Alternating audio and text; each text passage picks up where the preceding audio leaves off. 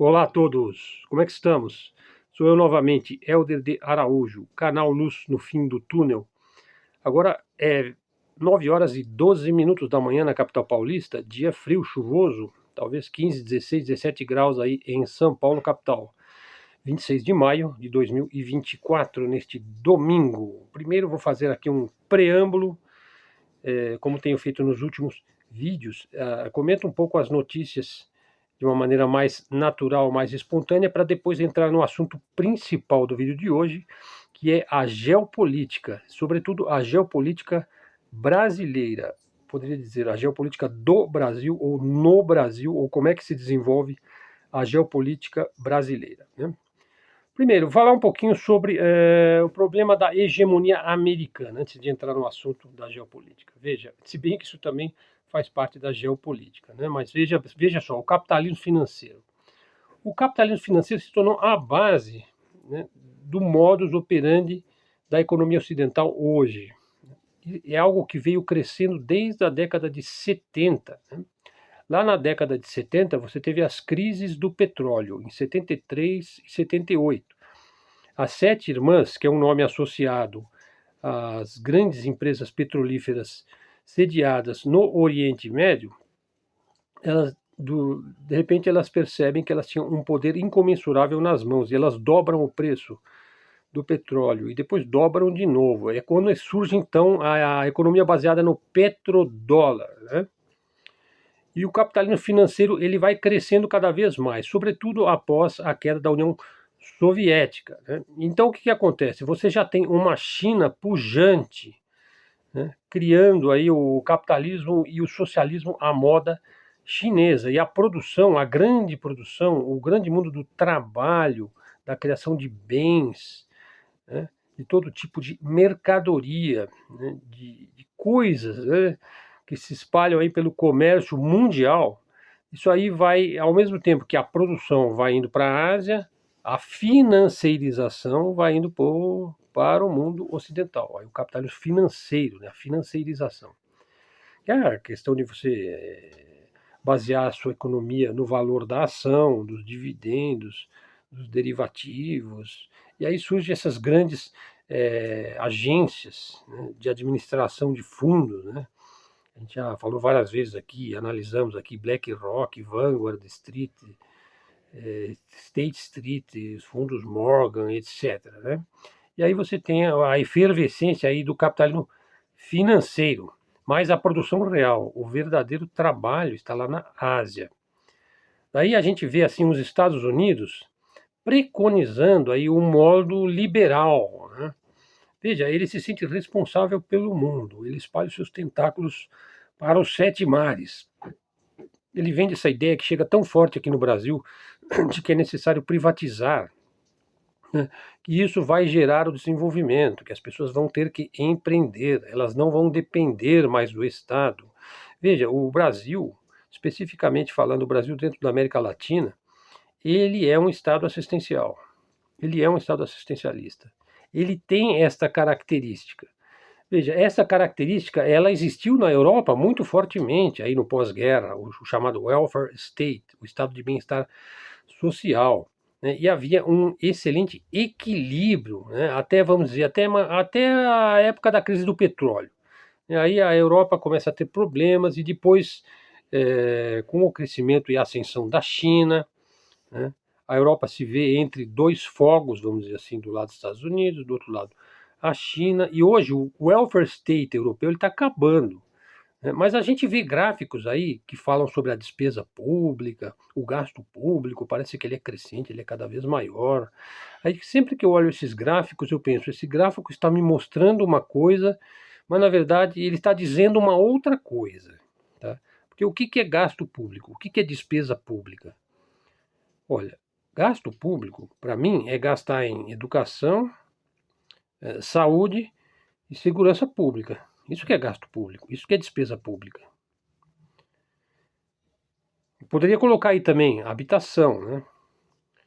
Claro, você tem que ter um teto, né? Claro que tem outras coisas, por exemplo, eletricidade, água encanada, esgotamento sanitário e tudo mais. Mas assim, o tripé de gasto público, de despesa pública, que me parece essencial para o desenvolvimento de uma nação é saúde, educação e segurança, né?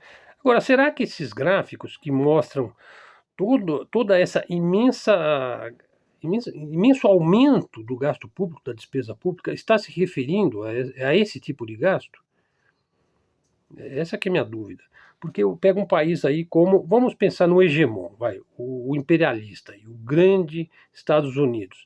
Veja, ele gasta um percentual do PIB dele em despesas militares, em gastos com as Forças Armadas, em armamento, em munição, em gastos para manter as suas 800 bases militares em todo o mundo. Quer dizer, é um gasto aí da ordem de US$ 1 trilhão por ano. Eu pergunto, isso daí é um gasto público? Sim, quem paga é o público, é o contribuinte, é o cidadão, né? É o pagador de impostos, né? É o eleitor que paga isso daí. Mas é um gasto público? Por exemplo, os Estados Unidos mandar lá US$ 100 bilhões lá para o senhor Zelensky fustigar a Rússia. Isso daí é um gasto público? Qual é o benefício disso daí para o norte-americano? Por que ele precisa disso? O norte-americano comum, ele precisa de manter a sua indústria armamentista assim azeitada. Ele trabalha lá na fábrica da Raytheon, da Lockheed. Ele trabalha para o Pentágono, para o governo americano. Eu penso assim, né? Isso aí é uma grande despesa, né? Mas eu não encaro isso como um gasto público. O fato é que a gente começa a ver aí que o império começa a ruir. A gente acaba ficando desejoso de sua derrocada. Talvez o grande prazer aí dos que advogam por um mundo multipolar é ver o dominó caindo um a um, de um modo inexorável. O dominó vai cair, vai rolar, né? Por que nós desejamos o fim da hegemonia americana, eu pergunto? Veja, em primeiro lugar, a gente deseja a nossa própria hegemonia do nosso país. A gente se sente sufocado, não é assim? Então, assim, a águia vai ficando encalhada, né? Daí nós vamos tirando alguns nacos, vamos comendo a sua carne, lenta e inexoravelmente. De onde nós vamos tirar? Por que não tem mais produção no Brasil de infraestrutura? Por que não se constroem mais hidrelétricas? Ou mesmo as barragens, as represas, a tecnologia hídrica? Sabe? Por que não se faz mais obras de contenção? Por que não se faz mais obras? Por que não se investe mais em energia nuclear? Por que não se faz ferrovias no Brasil? As pessoas estão falando isso faz 100 anos que não se investe em ferrovia. Está cada vez mais difícil manter os pneus do automóvel em São Paulo. São Paulo está esburacada. Sem dizer que ela é... São Paulo é assim, né? Assim, é um mar de morros urbano, né? E a indigência? A indigência aumentou em São Paulo. Estou falando aqui do que eu vejo, do que eu sinto, né? Do que eu constato. Claro, quando eu falo dos Estados Unidos é uma abstração.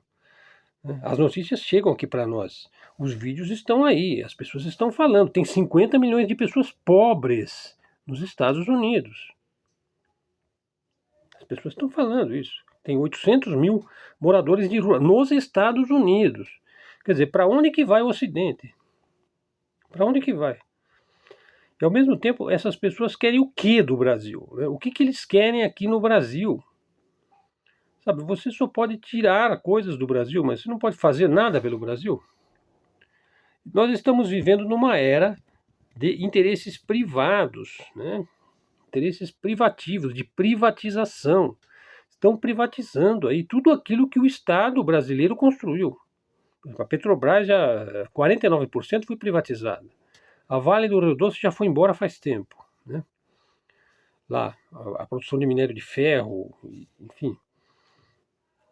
Privatizar a Eletrobras, meu Deus, onde vai parar isso? Eles vão querer privatizar o Aquife do Guarani, assim, vão querer privatizar a floresta amazônica.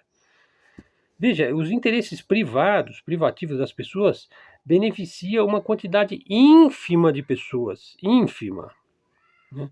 Daí a despesa pública vai aumentar, só isso. Vai aumentar. Claro, se você concentra a renda, né, privatiza as estatais, você passa a controlá-las. E quem vai criar a infraestrutura para a população? Quem vai criar? O empresário? Estou perguntando, né? Os interesses privados consertam os problemas coletivos? Olha, em geral eles boicotam, hein, as necessidades coletivas, né? Quem fomenta e constrói estruturas, infraestrutura de interesse coletivo? O Estado mínimo vai fazer isso? Por exemplo, quem fomenta e pratica no Brasil a política pública habitacional? Constrói casas. Seria o MBL? Ou os malvados esquerdistas que vão ter a política pública de habitação? Isso é só para refletir, né? É só para refletir. Veja só, um site que eu recomendo aí é o do Felipe Durante. O Felipe Durante, ele te mostra a verdadeira China. Ele mora lá, né? Ele é brasileiro. É muito bom o canal dele. Eu estou gostando bastante de ver o viés imparcial. Ele não está lá para falar bem nem falar mal, mas para mostrar o que é. Ele mostra a China boa, a China média e a China ruim, de todos os lados. Alguém precisava fazer isso aqui no Brasil, hein? Deve ter um canal assim, que mostra as regiões, cidades, estados, capitais, que viaja pelo Brasil todo, que mostre os biomas, os cerrados, os pampas, a floresta amazônica, que converse com as pessoas, que vai lá o cara que vive de uma roça, que vai lá na grande plantação de soja, que conversa com o motorista do trator, que fala com o engenheiro que cuida lá da suspensão da máquina, que converse com o empresário ali, que entre num banco, converse com o gerente do banco, enfim. A gente precisava ter um. Eu gostaria de fazer isso. Se tivesse aí 25 anos de idade e algum conhecimento que eu adquiri hoje, né? Com 60 e tanto, né? Bom, mas então é interessante o trabalho que o Felipe Durante faz, né? Porque ele mostra todos os lados, né? Sem a marketagem ocidental, né? Porque assim, quem mais censura a informação sobre a China é a mídia ocidental. Por quê? Porque ela quer esconder os fatos. Porque aquela parte boa lá, que tem lá, é absolutamente incomparável, né? É incomparável. Inclusive eu falei sobre essa questão no ano passado, o governo chinês disse que ia investir US$ 1 trilhão nos primeiros meses de 2024. Provavelmente ele já investiu em projetos. Que projeto? Projeto de infraestrutura. Mas de tudo que você possa imaginar, né? Rodovia, ferrovia, trem-bala, represa, hidrelétrica, assim, fábricas de automóveis elétricos. Eles fazem agora o chip de 5 nanômetros. Quer dizer, é uma questão de tempo a China continental superar a produção de supercondutores aí, de semicondutores feitos lá em Taiwan. Eles vão superar isso daí, eles vão superar até a Samsung, a empresa lá também de Taiwan. Eu falei sobre isso daí ontem, né? Assim, é uma pujança em termos de patente, em termos de produção, absolutamente fantástica, né? E por que nós não temos isso aqui no Brasil? Sabe para onde que tem que ir o Brasil? Todo mundo sabe, o negócio do Brasil é alimento, é agricultura, é pecuária, é agronegócio. Assim, mas ficar dependendo só de vender soja e carne para a China, isso aí não é uma solução, pode se tornar um problema, né? Sabe, qual que seria a solução para o Brasil? Você quer ver uma coisa? Eu estava pensando o seguinte, o alimento orgânico, o alimento natural, né?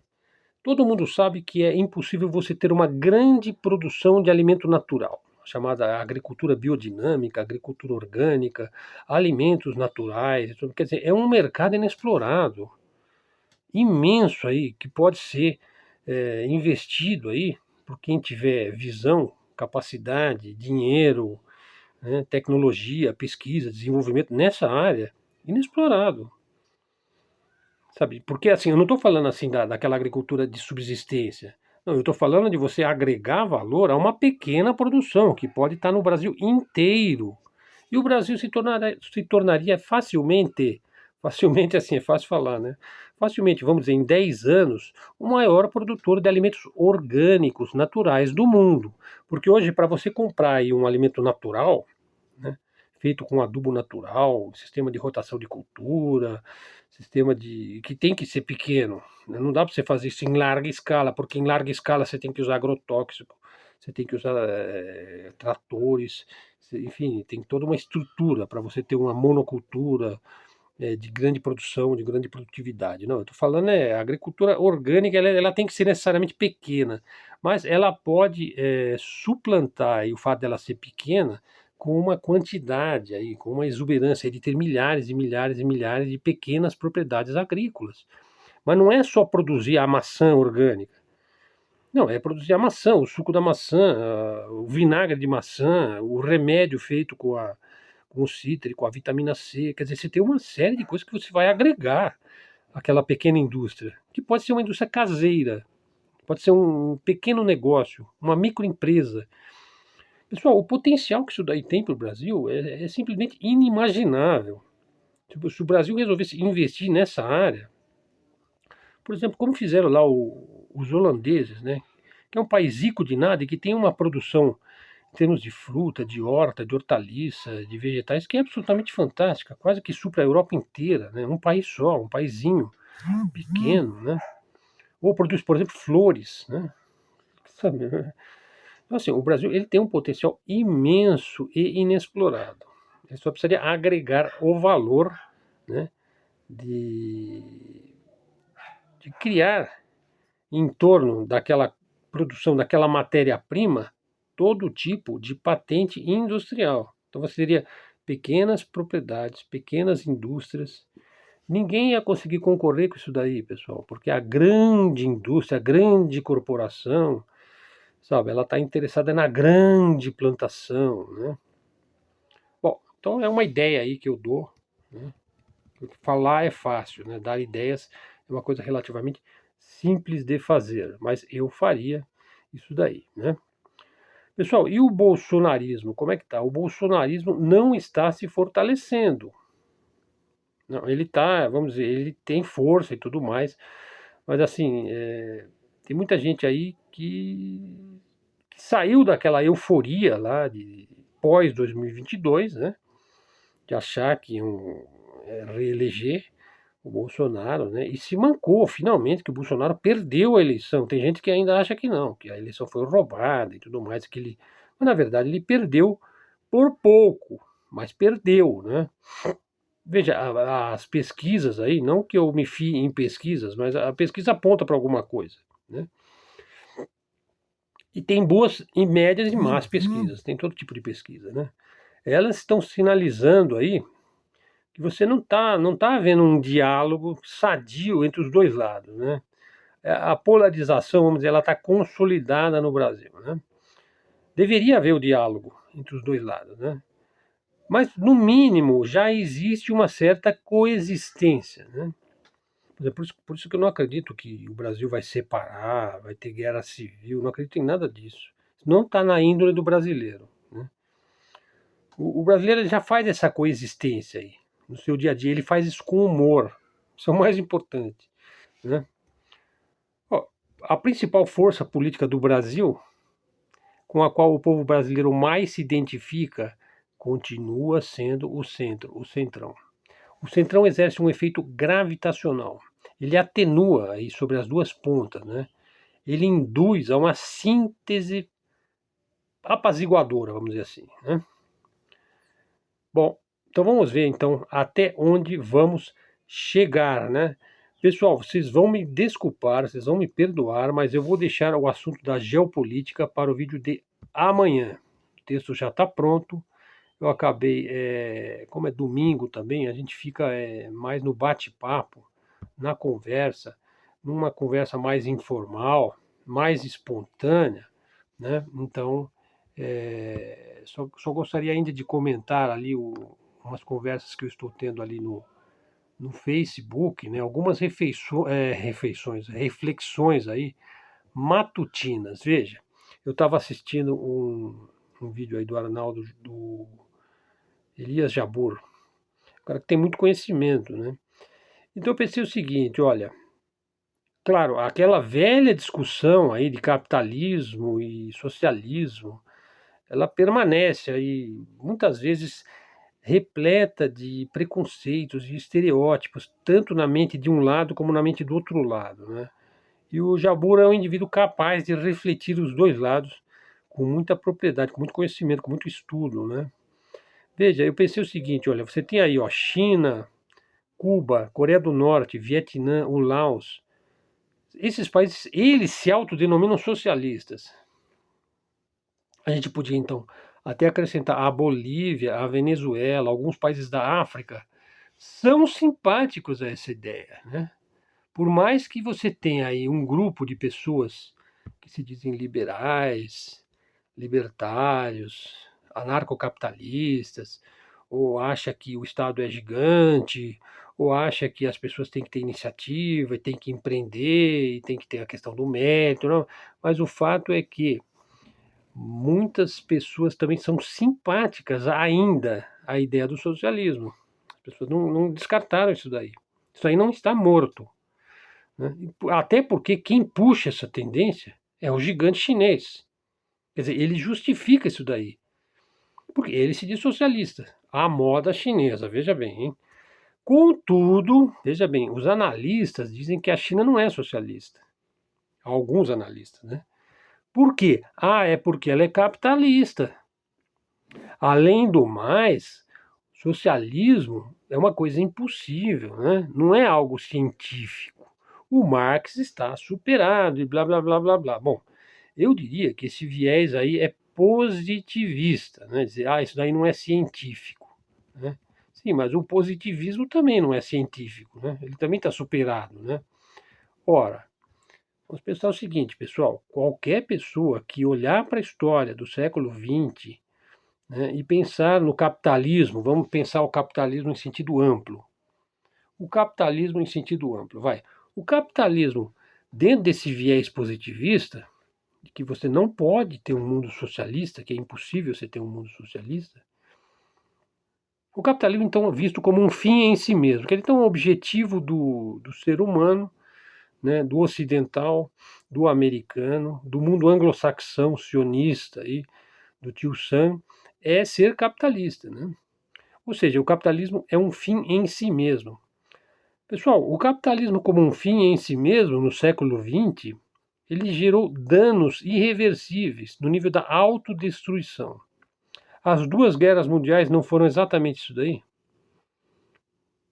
Quer dizer, o capitalismo se expandindo e causando uma destruição generalizada. Estou falando do capitalismo em sentido amplo, né? Mas agora voltemos a isso, eu só fiz uma digressão, né? Voltemos agora ao socialismo à moda chinesa. Veja, esse socialismo à moda chinesa, ele não tem nada de abstrato. Ele é algo tangível, prático, real, pragmático, como só o oriental consegue fazer. Por exemplo, então, eu até citei, né? Eles investiram 1 trilhão em projetos, em obras de infraestrutura, em um curto período de tempo. E, na verdade, esse é o único socialismo que existe. Ah, mas então você está falando de produção, de produtividade? Sim. A nova Rota da Seda é o maior projeto socialista da Terra. E a Índia, a África, etc., vão por esse caminho. O Brasil ainda está no limbo, né? O Brasil ainda não caiu na realidade de que ele precisa ter um projeto de país, um projeto de governo, um projeto de Estado, um projeto de desenvolvimento, né? Não se vê mais essa pujança aí chinesa no Ocidente. Eu vi isso daí na época do regime militar aqui no Brasil, né? Aí, naquela época, o Delfim Neto, ele dizia o seguinte, ó: vamos fazer o bolo primeiro e depois a gente vai distribuir. Vamos fazer o bolo primeiro, depois a gente vai comer o bolo. Será que a gente não precisa fazer o bolo de novo, pessoal, aqui no Brasil? Ora, ou só a China e a Índia que vão fazer? Nós não vamos fazer? Quer dizer, a China e a Índia vão fazer o bolo deles. A Índia vai fazer o bolo dela. Veja, os Estados Unidos, hoje, eles estão muito mais ocupados em impedir a China de fazer do que em meter a mão na massa, né, em fazer ele. Não, agora eles estão falando em que o dólar vai virar o Bitcoin. E que diferença faz? Se comprar com dólar ou com Bitcoin não vai fazer diferença nenhuma. Você vai ter que comprar alguma coisa. E quem vai produzir essa alguma coisa? Vai ser o Brasil ou vai ser a China? Será que o que mais incomoda os Estados Unidos, no que se refere à China, é que o socialismo é um regime superior ao capitalismo? Será que isso é o que mais dói em ouvir essa coisa? Olha, o socialismo ele é superior ao capitalismo.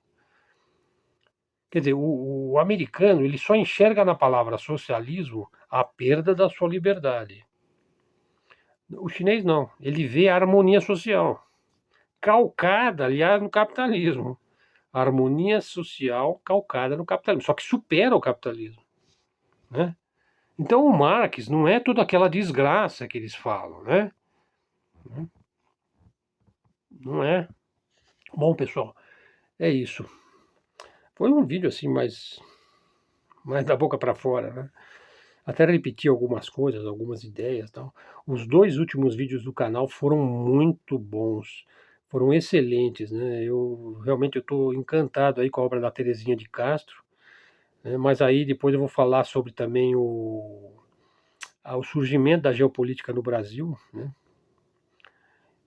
O Mário Travassos, a própria Terezinha e outros nomes aí. Vamos ver qual vai ser os caminhos da geopolítica do Brasil, no Brasil dos brasileiros. Pessoal, não cansamos de dizer, o Brasil precisa de um projeto de desenvolvimento. Nós precisamos fazer uma ponte aí entre aquela pujança do regime militar, mas sem aquela carga ideológica, né? Não, nós temos que ser patriotas, nós temos que ser nacionalistas, sim, né? Mas nós temos que ter um capitalismo com uma função social também. Você não vai poder separar uma coisa da outra. Você não vai poder ser um rico isolado no alto da montanha, com seus bilhões lá no BlackRock. Nós não vamos poder ser isso daí. O nosso capitalismo vai ter que servir para alguma coisa.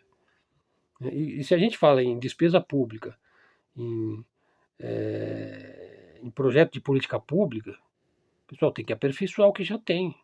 Não vai ser fazendo um Estado mínimo e vendendo tudo para o cara ficar lá no alto da montanha com seus bilhões.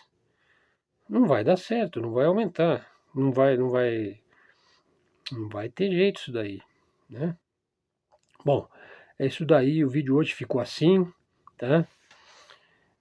Não, talvez não tenha sido o mais interessante dos vídeos do canal, mas no domingo eu nem ia fazer o vídeo, né? E por enquanto nós vamos fazer nesse formato aí, de conversa, de bate-papo, de falar, de analisar, de refletir. Os textos que eu uso estão sempre lá no blog Helder de Araújo, canal de livre expressão e livre comunicação, canal de mídia alternativa, de mídia independente. Pessoal, o vídeo de ontem está bombando aí, hein?